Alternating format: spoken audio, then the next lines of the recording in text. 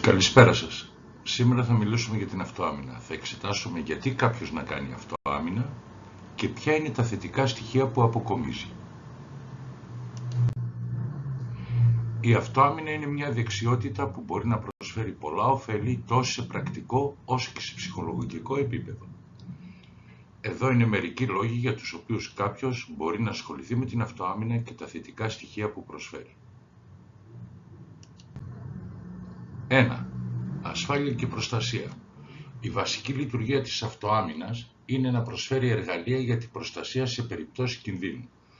Έχοντας γνώση αυτοάμυνας, ένα άτομο μπορεί να αντιδράσει πιο αποτελεσματικά σε απειλές και να αποτρέψει τραυματισμούς ή χειρότερες καταστάσεις.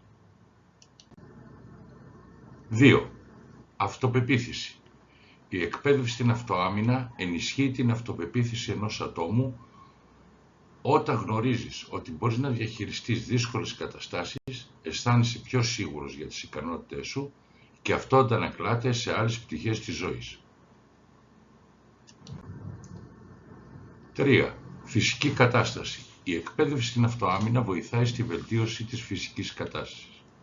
Απαιτεί δύναμη, αντοχή, ευκινησία και ευληγησία, προσφέροντας ταυτόχρονα και έναν τρόπο για την εκτόνωση του άγχους και τη διατήρηση μιας καλής υγείας. 4. Ενίσχυση της παρατηρητικότητας.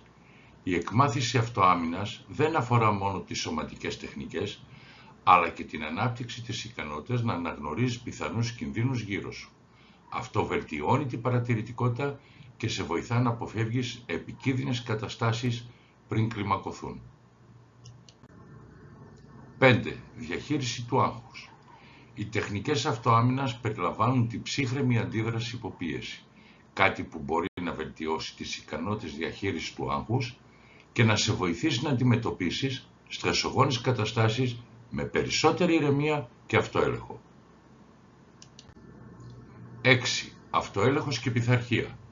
Η εκπαίδευση στην αυτοάμυνα απαιτεί πειθαρχία και αυτοέλεγχο, χαρακτηριστικά που μπορούν να μεταφερθούν σε πολλούς τομείς της ζωής, όπως η εργασία, οι σχέσεις και η προσωπική ανάπτυξη. 7. Προστασία άλλων. Εκτός από την προσωπική προστασία, οι δεξιότητες αυτοάμυνας μπορούν να χρησιμοποιηθούν για την προστασία αγαπημένων προσώπων σε περίπτωση ανάγκης.